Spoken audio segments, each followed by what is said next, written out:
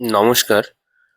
আজকে আমাদের একটি টপিক নিয়ে আলোচনা হবে যে বিশেষ কোন কোন কারণের জন্যে আপনি অতীতের আত্মগ্লানিতে ভুগছেন। তো আজ পয়েন্ট পয়েন্ট করে চলে যাব, তো আপনারা সেটা শুনতে থাকুন। প্রথম যে পয়েন্টটা হলো সেটা হচ্ছে স্বাধিষ্ঠান চক্রের ইমব্যালেন্স।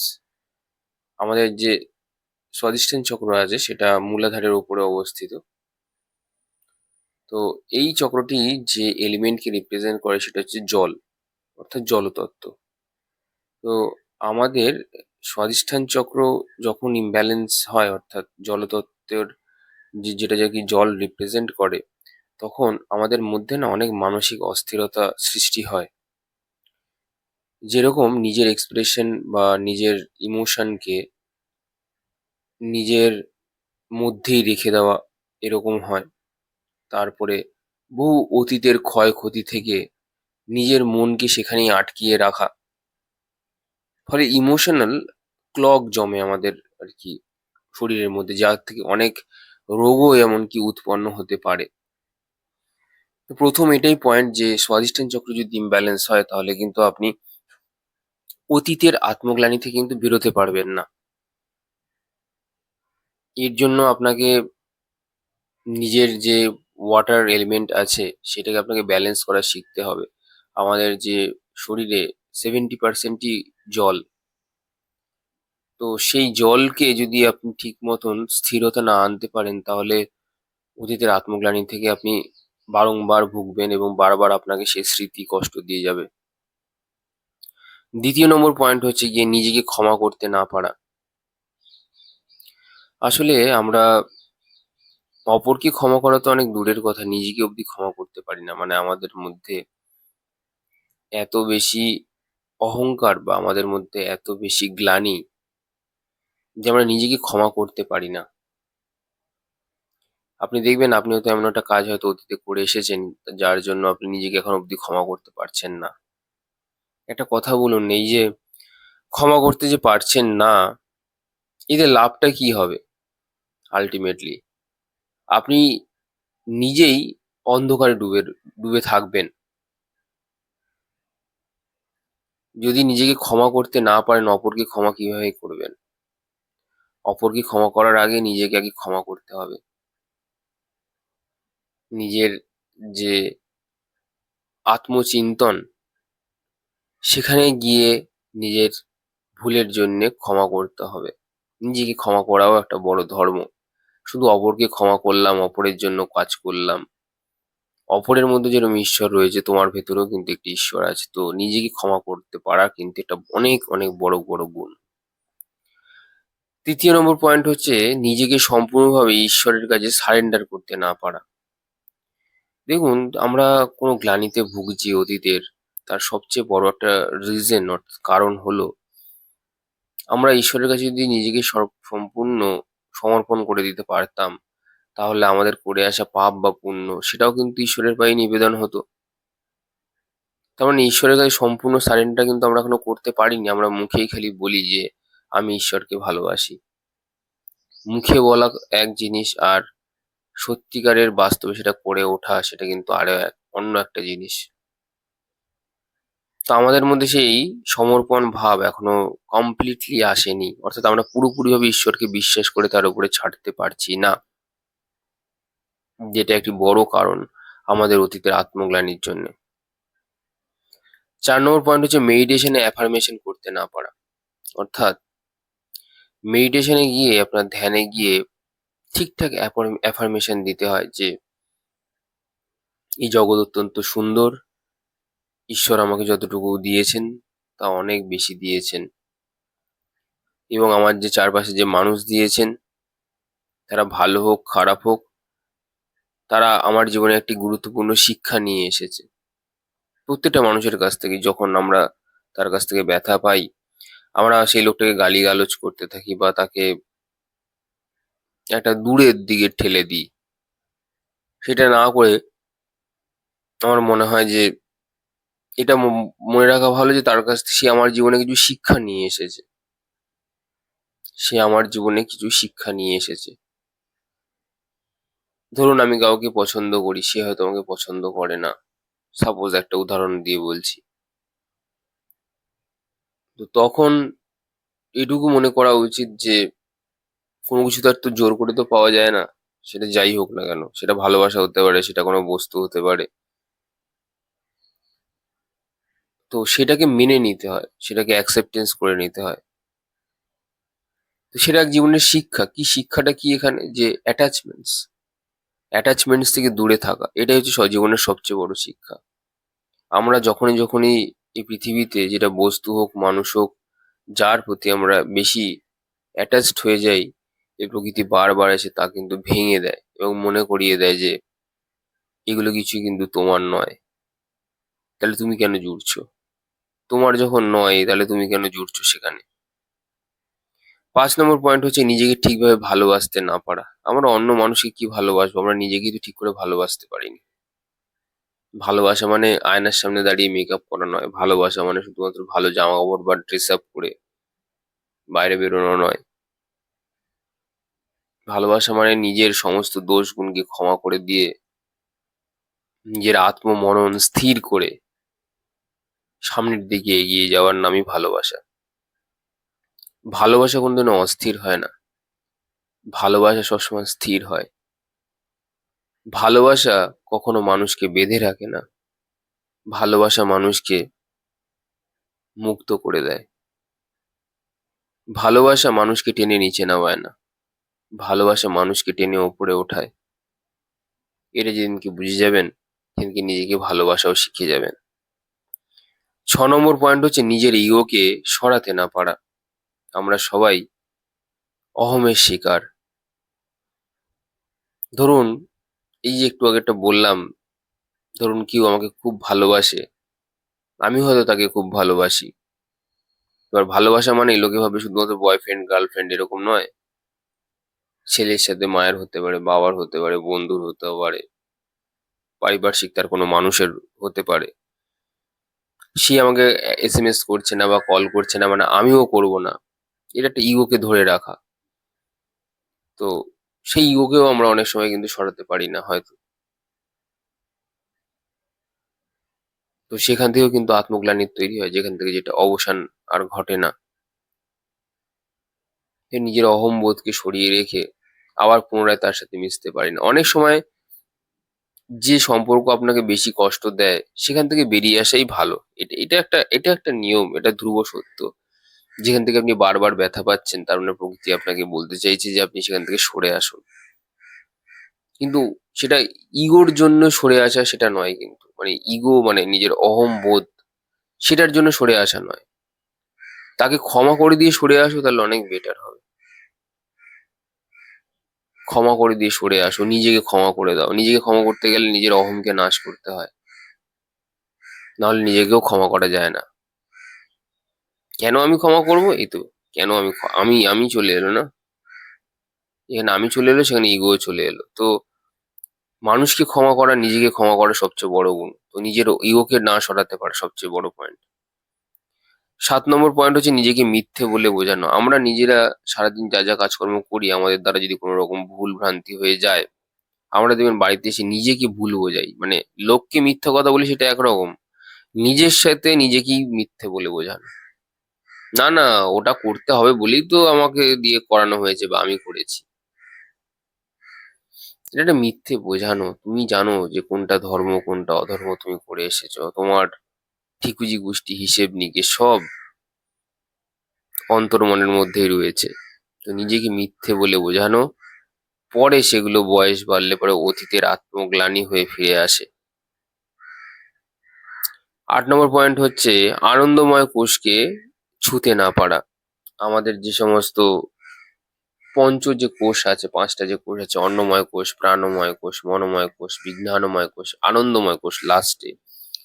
আনন্দময় কোষ হচ্ছে ব্লিস বডি, যেখানে ব্লিসফুল স্টেটে মানুষ খুব আনন্দের একটা স্থিতিতে চলে যায়। তো সেই আনন্দময় কোষকে আমরা ছুঁতে পারি না, বুঝলেন? তো আনন্দময় কোষকে ছুঁতে গেলে তো অন্নময় কোষকে ভেদ করতে হবে, প্রাণময় কোষকে ভেদ করতে হবে, মনোময় কোষ, বিজ্ঞানময় কোষ।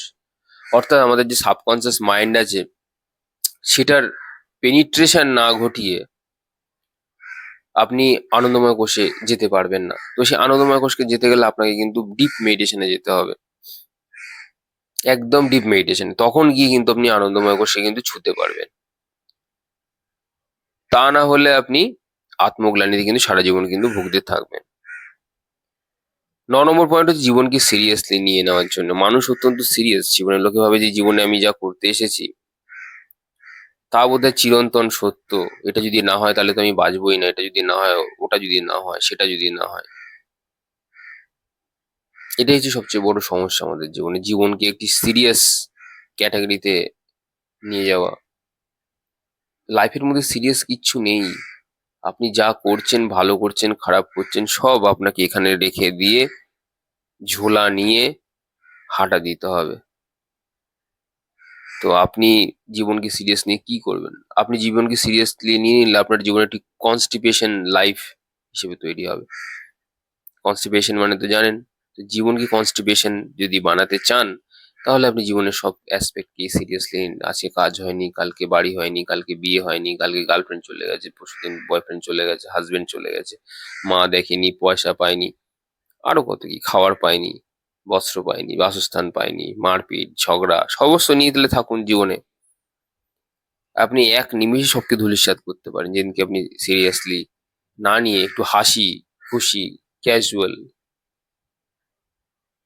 আমাকে লোকের সেবা করতেই হবে, আমাকে লোকের সেবা করতেই, যে আমি আমাকেই করতে হবে এটাও একটা ইগো। আমাকে করতেই হবে এটাই একটা সবচেয়ে বড় ইগো। তুমি কে বাবা করার? ঈশ্বর যদি চান তোমার শরীরটাকে দিয়ে কাজে লাগিয়ে করে নেবে, করিয়ে নেবে। তুমি সেবা করবে। তুমি কোন মহান হনু যে তুমি সেবা করবে? এইভাবে যারা থাকে, যাদের জীবন, তার জীবনকে অত্যন্ত ডিপলি সিরিয়াসলি নিয়ে নিয়েছে। এদের জীবন constipated, constipated life. Next point অর্থাৎ 10 নম্বর পয়েন্ট হচ্ছে অন্যকে ক্ষমা করে দেওয়া। অন্যকে ক্ষমা করে দেওয়া শিখতে হবে। একটা মানুষ আমার সাথে খারাপ করে গেছে বলে আমিও তার সাথে সেম ব্যবহারটাই করব, সেম খারাপ জিনিসই করব। হতে পারে আমি কোনো এক সময় অতীতে অজান্তেই কোনো এক পূর্বজন্মে লোকের সাথে খারাপ করে এসেছিলাম, তাই ক্ষমা করে দেওয়া শিখতে হবে। সেইটার রিটার্ন হয়তো ফিরে আসছে এখন আমার কাছে। তো লোককে ক্ষমা করে দেওয়া শিখতে হবে। লোককে না ক্ষমা দিতে করে দিলে, আমার চারপাশের মানুষকে যদি ক্ষমা করে না দিতে পারি, তাহলে আমাকে আত্মগ্লানিতেই সারা জীবন কিন্তু ভুগে মরতে হবে। নেক্সট পয়েন্ট হচ্ছে কি ভক্তির অভাব। দেখুন, আমরা কি কাউকে সত্যি কথা বলবেন? এই যে আমরা যারা গুরু খুঁজি, একটা কথা বলি, গুরু আসলেও না আপনি তাকে পুরোপুরি বিশ্বাস করে উঠতে পারবেন না। তাকে হাজারটা প্রশ্ন করবে। আপনার সামনে যদি কোনো গুরু আসে, আপনি তো চিনতে পারবেন না, কারণ আপনার সে অন্তর্চক্ষু নেই। গুরু যদি তোমাকে কিছু বলে, একটা প্রশ্ন করে, তুমি তাকে হাজারটা প্রশ্ন করবে। কেন এরকম প্রশ্ন করছেন? কেন জিজ্ঞাসা করছেন? এটা করলে আপনার ইন্টারেস্ট কি আছে? বলবেন তো, এরকম তো অবশ্যই বলবেন। আমাকে আমাকে একজন বলেছিল যে, দাদা আমাকে এটা একটা শিখিয়ে দেবেন, অনেক দিন আগে। তো আমি তাকে একটা প্রশ্ন করেছিলাম ইচ্ছে করেই, just to check them out. তো আমি প্রথমেই বলেছিলাম যে, দেখুন আমি তো কাউকে শেখাই না, কারণ আমি তো গুরু নই। এখানে অনেকেই করে এসএমএস টেসএমএস। তো আমি তাকে যে একটা প্রশ্ন জিজ্ঞাসা করেছিলাম, প্রশ্নটা কি আমি বলছি না। তো সে আমাকে প্রশ্ন করছে, কেন আমাকে এরকম জিজ্ঞাসা করছেন? এর পেছনে কি ইন্টারেস্ট থাকতে পারে? মানে কেন এরকম প্রশ্ন জিজ্ঞাসা করছেন? অবশ্যই আপনি জিজ্ঞাসা করবেন। তো গুরু তাই জন্য আপনার জীবনে কোনোদিনও আসবে না। আপনি যার কাছে শিখতে চেয়েছেন তাকে আপনি জিজ্ঞাসা করছেন, কারণ আমাদের মনে না অবিশ্বাস, অবিশ্বাস ভরে আছে। নিজেদের সিকিউরিটি নিয়ে আমরা খুব বেশি চিন্তিত। তো তখন আমি সেই ব্যক্তিটিকে বলেছিলাম যে, এই জন্য আমি শেখাই না। কারণ আমি তোমাকে যদি বলি যে এখান থেকে লাফিয়ে লাফিয়ে যাও, তুমি লাফাবে না। তুমি প্রশ্ন করবে তখন। তুমি প্রশ্ন করতেই সময়টা নষ্ট করে দেবে। তো কি করে তোমাকে ভাই আমি শেখাই বলো? এরকম অনেক অনেক ব্যাপার আছে। এই যে আপনারা বলেন আমি মানসিক বা ফিজিক্যাল গুরু পাই না, বা এমনকি আমাকে ধ্যানের সময়ও এসে কেউ শেখায় না, এই জন্য পায় না কারণ আপনি প্রশ্ন করবেন, করে আপনি সময়টাকে নষ্ট করবেন। এই জন্য আপনি, মানে, ফিজিক্যাল গুরু তো অনেক পরের ব্যাপার। ফিজিক্যাল গুরুর থেকে ওই যে অবয়বগুলো আসে আপনাকে শিখিয়ে দিয়ে যায় নাথিংনেস থেকে, তাদের পাওয়ার অনেক বেশি হয় সাধারণত। তাদের শক্তি অনেক বেশি হয়। কারণ তাদের গোটা মেটাফিজিক্স সম্পর্কে, অর্থাৎ জাগতিক যে বিষয়গুলো আছে, জাগতিক বিষয়ের উপরে মহাজাগতিক যে বিষয়গুলো আছে, মহাজাগতিক বিষয় সম্পর্কে তাদের কনসেপ্ট বেশি ক্লিয়ার, এবং তাদের কাছে আরো অনেক কিছু রয়েছে। এরকম অবয়ব এসে আপনার মাথায় হাত দিয়ে চলে যাবে, আপনার থার্ডে জাগ্রত হয়ে যাবে, এরকম হয়, এরকম বহু নিদর্শন আছে। যাই হোক, ভক্তির অভাব, এটাই হলো পয়েন্ট। ভক্তি নেই, কারোর মধ্যে নেই। যারা বলে, খুব কম মানুষের মধ্যে আছে যাদের মধ্যে ভক্তি আছে না, তারা 8-9 ঘন্টা চোখ বন্ধ করে এমনি বসে থাকতে পারবে, যাদের মধ্যে প্রবল ভক্তি আছে। এমনি মানসিক গুরু তার কাছে এসে হাজির। আচ্ছা, তারপরে হচ্ছে গিয়ে আপনার 12 নম্বর পয়েন্ট হচ্ছে লেট গো না করতে পারে। লেট গো অর্থাৎ আমরা ছাড়তে পারি না, আমরা সবকিছু খালি ধরে রাখতে চাই। তো লেট গো করতে পারি না বলেই আমাদের জীবনে কিন্তু অতীতের আত্মগ্লানি কিছু কম নয়। কারণ আমরা সবকিছুকে আঁকড়ে ধরে বাঁচি, ছাড়তে পারি না। সে এলো আমার জীবনে, চলে গেল, এটাকে মেনে নিতে পারি না। তো গেল গেল, সে এসেছিল প্রকৃতির নিয়মে, চলে গেল প্রকৃতির নিয়মে। তো এটাকে শিখতে হবে, লেট গো করাটাকে। 13 নম্বর পয়েন্ট হচ্ছে অ্যাকসেপ্টেন্সের অভাব। মানে আমি যেরকম আছি বা আমি যা আছি সেটাকে অ্যাকসেপ্ট করে নাও। কেউ বলে যে আমাকে দেখতে কালো, তুমি সেটাকে অ্যাকসেপ্ট করে উঠতে পারোনি এখনো পর্যন্ত। তুমি নিজেকে পছন্দ করো না, লোকে তোমায় কি পছন্দ করবে?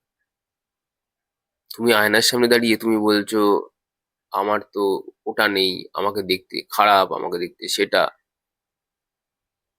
এটা একটা এক্সাম্পল বলছি, উদাহরণ বলছি। তো আপনি কিভাবে এক্সপেক্ট করছেন যে জগৎ আপনার দিকে তাকাবে বা জগৎ আপনার দিকে আকর্ষিত হবে? কিভাবে ভাবছেন? আপনি নিজেকেই তো ছোট করে রেখেছেন। আপনি নিজের দিকে যখন দৃষ্টি দেবেন, জগৎ এমনি আপনার পেছনে চলে আসবে। তো অ্যাকসেপ্টেন্স এর অভাব সত্যিই আছে।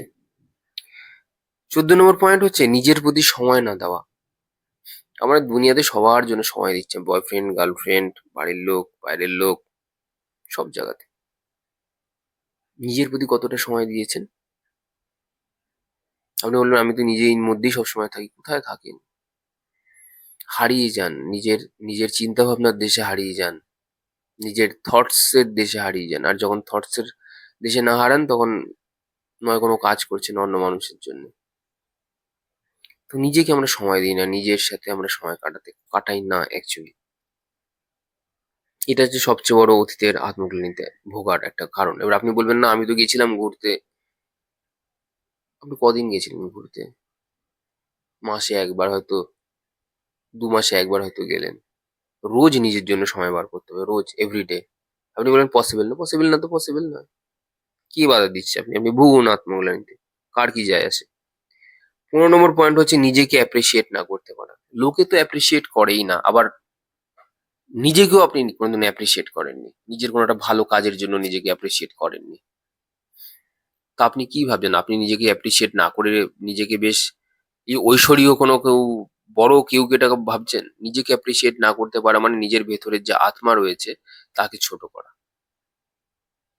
নিজেকে অ্যাপ্রিসিয়েট করা মানে আমি ইগোইজম করে, ইগো নিয়ে এসে সেটাকে অহংকার করতে বলছি না। নিজের যে ছোট ছোট কাজ, এটাকে মান্যতা দিন। অ্যাপ্রিসিয়েট মানে একদম ঢাক ঢোল পিটিয়ে লোককে বলার জন্য বলছি না। অ্যাটলিস্ট নিজের প্রতি সৎ থাকুন। ধরুন আপনি একটা কাজ করেছেন বা একটা অঙ্ক করেছেন যেটা আপনার মিলে গেছে অঙ্কটা, বা আপনি জীবনে কোনো একটা সমস্যার সমাধান করেছেন। এটা কি কম বড় কথা? বা ধরুন আপনি প্রকৃতির কোনো একটা রহস্যের কথা জানতে পেরেছেন। নিজেকে অ্যাপ্রিসিয়েট করুন, লোককে বলবার জন্য বলছি না, নিজেকে অ্যাপ্রিসিয়েট করতে শিখুন। সবাই হয়তো সেটা পারে না করতে। 16 নম্বর পয়েন্ট হচ্ছে গিয়ে নিজেকে পাপী তাপী বলা, এগুলোকে বন্ধ করা। শ্রীরামকৃষ্ণ বলতেন যে নিজেকে পাপী তাপী বলতে নেই। তো একসময় তুমি যা বলছো একদিন তুমিই সেটা হয়ে যাবে। দেখবেন একজন ভক্ত যখন ঈশ্বরকে ডাকে, ঈশ্বরকে ডাকতে ডাকতে সে নিজে যে কখন যে ভগবান হয়ে যায় তার কোনো হিসেব থাকে না, তার কোনো খেয়াল থাকে না। তা আপনি আজকে অজান্তে যে নিজেকে পাপী তাপী এসব বলছেন, একদিন সত্যিকারের পাপী তাপী হয়ে যাবেন না তো? প্রশ্নটা রয়ে রয়ে গেল আপনাদের কাছে। নম্বর পয়েন্ট হচ্ছে নেচারের সাথে সবসময় সময় কাটানো। নেচারের সাথে সময় কাটানো ফ্রিকোয়েন্টলি আমার মনে হয় সবচেয়ে বেস্ট রেমেডি অফ লাইফ। কারণ অতীতের আত্মগ্লানি যদি ভুগতে চান, ভোগা থেকে বেরোতে চান, তাহলে আপনাকে প্রকৃতির সাথে আসতে হবে, মিশতে হবে, খালি পায়ে হাঁটতে হবে কাঁচা মাঠের উপর দিয়ে। এই যে হাওয়া বয় যখন, তখন গিয়ে দাঁড়িয়ে থাকবেন, এতে শরীর থেকে এয়ার ওয়াশ হয়। তো এরকম বিভিন্ন রকমের আমাদের নেচারের যে জিনিসগুলো হয়, বাতাসে গিয়ে দাঁড়িয়ে থাকা, মাটিতে খালি পায়ে হাঁটা, যখন সূর্য উঠছে তাকে প্রণাম করা, যখন চলে যাচ্ছে তাকে একবার প্রণাম করা, আমাদের চারপাশে যে গাছগাছড়া আছে সেগুলোকে নিয়ে ভালো করে পর্যবেক্ষণ করা। তো নেচারের সাথে যদি আপনি সময়টা কাটান, তাহলে কিন্তু আপনি অতীতের আত্মগ্লানি থেকে বেরিয়ে আসতে পারবেন। আর যদি না করেন, রোজ রোজ করতে হবে, রোজ রোজ। বলবেন আমার তো রোজ সময় নেই, তাহলে আর কি করা যাবে? রাত্রে ঘুমানোর আগে অন্ধকার আকাশের তলায় গিয়ে কিছুক্ষণ সময় কাটানো, দেখবেন আপনার জীবন পাল্টাবে।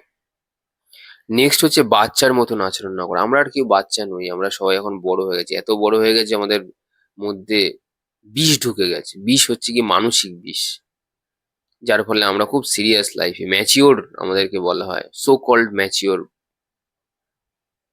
তাই না?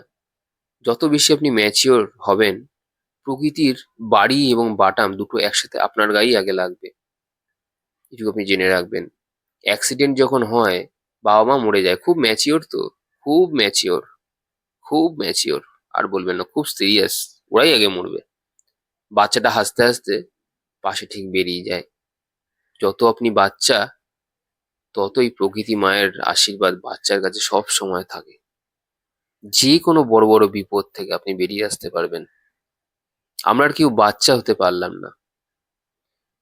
আপনি জানেন, মানুষ যখন বয়স হয়ে যায় তারা নাকি বাচ্চা হয়ে যায়। লোকে বলে, আসলে তা ঠিক পুরোটা নয়। তাদের আচার আচরণ বাইরে থেকে বাচ্চা হলো, ভেতরের যে গ্লানি, ভেতরের যে, কি বলবো, যে অভাব, অনটন, ভেতরের মনের যে অভাব এবং অনটন, এবং শুধু তাই নয়, যে করে আসা যে খারাপ যে সংস্কার, সেগুলোর গ্লানি কি তারা কি মুছতে পেরেছে? তারা কিন্তু মুছতে পারেনি। যত আপনি ধ্যান মেডিটেশনস করবেন, তত আপনি বাচ্চাদের মতন হয়ে যাবেন। একদম বাচ্চা থেকে বড় হয়েছেন, আবার বড় থেকে বাচ্চা হয়ে যাবেন। কারণ আপনার মধ্যে সেই পাপ বোধ আর কাজ করবে না, কারণ আপনি আর এমন কিছু করছেন না বা করেননি বা করবেন না যেটা আপনাকে বারবার ভোগায়। কারণ আপনার মধ্যে সেই জ্ঞান আপনাকে বাচ্চা, আপনি জানেন জ্ঞান মানুষের সবচেয়ে বড় ব্রহ্মাস্ত্র। জ্ঞান আপনাকে বাচ্চা তৈরি করবে। জ্ঞানের, শিশুরা যখন থাকে তখন সে অজ্ঞান অবস্থাতেই বাচ্চাদের মতন থাকে, যেটা বয়সকালেও হয়। মানুষ যখন বেশি বয়স হয়ে যায়, অজ্ঞানতায় থেকে তারাও যা খুশি তাই করতে থাকে। লোকে বলে বাচ্চাদের মতন হয়ে গেছে, আচার আচরণ বাচ্চা হয়ে গেছে, কিন্তু ভেতরে যে পশুতত্ত্ব আছে, যে পশুত্ব আছে, সেটা তখনো মেটেনি। সেই পশুত্ব মেটাতে গেলে পরে আপনাকে ধ্যান সাধনার মধ্যে অংশগ্রহণ করতে হবে। তখন আপনি একটি পবিত্র বাচ্চা হতে পারবেন, একদম কমপ্লিট পবিত্র। এই যে যখন ছোট বাচ্চা থাকে, কেন সে অ্যাক্সিডেন্ট থেকে বেঁচে যায়? কারণ সে পবিত্র বাচ্চা। কেন পবিত্র বাচ্চা? সে তখন পৃথিবীতে সবে সবে এসছে, কিছুই তো করেনি, তো তাকে তাকে ঈশ্বর মারবে কেন? কিন্তু বুড়ো বাচ্চা যেগুলো হয়ে যায়, মানে বয়সকালে যে মানুষ বাচ্চাদের মধ্যে আচরণ আচরণ করে, তার মধ্যে কিন্তু অপবিত্র, সে হচ্ছে অপবিত্র, সেও বাচ্চা, কিন্তু সে হচ্ছে অশুদ্ধ বাচ্চা বা অপবিত্র বাচ্চা। কারণ তার দৃষ্টিভঙ্গি এখনো সেই জায়গায় যায়নি, কারণ সে জীবনে সাধনা করেনি। যাই হোক, নেক্সট হচ্ছে গিয়ে ম্যাচিউরিটি তো আপনাকে বলেই দিলাম। পরের পয়েন্ট হচ্ছে 19 নম্বর পয়েন্ট হচ্ছে দুনিয়াদারি থেকে আলাদা হয়ে যাওয়া। তো সবসময় যে আমরা দুনিয়াদারি নিয়ে সবসময় ব্যস্ত থাকি, তো এখান থেকে যদি কেউ আলাদা হয়ে যেতে পারে, আমি বলছি না সবকিছু ছেড়ে ছুড়ে দিয়ে চলে যান, এই কথা আমি একদমই বলছি না। আমি বলছি যে দুনিয়াদারি নিয়ে বেশি না ভাবা আর কি, বেশি মানে ইনভলভ না হওয়া। আপনি ভাবছেন তো আমি সবার থেকে আলাদা হয়ে যাবো, মোবাইল ফোন দেখবো না, হ্যান করবো না, ত্যান করবো না। আপনি মোবাইল ফোন দেখছেন না, হয়তো আপনার সেখানে কোনো প্রবলেম আছে, তখনও কিন্তু আপনার ভেতরের অভাব, বা আপনি কোনো ভয় বা ইনসিকিউরিটির জন্য হয়তো আপনি মোবাইল ফোন দেখছেন না বা সোসাইটির সাথে যাচ্ছেন না। সেটা নয়, আপনি সোসাইটির সাথে থেকেও কিন্তু আপনি দুনিয়াদারি থেকে কিন্তু দুনিয়ায় থেকে আপনি দুনিয়াদারি থেকে আলাদা হতে পারেন। সেই সব জিনিসপত্রও আছে। তো যাই হোক, আজকে এই বলি আমি শেষ করলাম। আশা করি সবাই বুঝতে পেরেছেন। অনেকগুলো পয়েন্টস নিয়ে আলোচনা করেছি। যারা অ্যাস্ট্রোলজিক্যাল গাইডেন্স বা কনসালটেশন নিতে চান তারা চ্যানেলে দেওয়া ডিসক্রিপশন নাম্বারে গিয়ে তারা যোগাযোগ করতে পারেন। আজ আসি, ধন্যবাদ।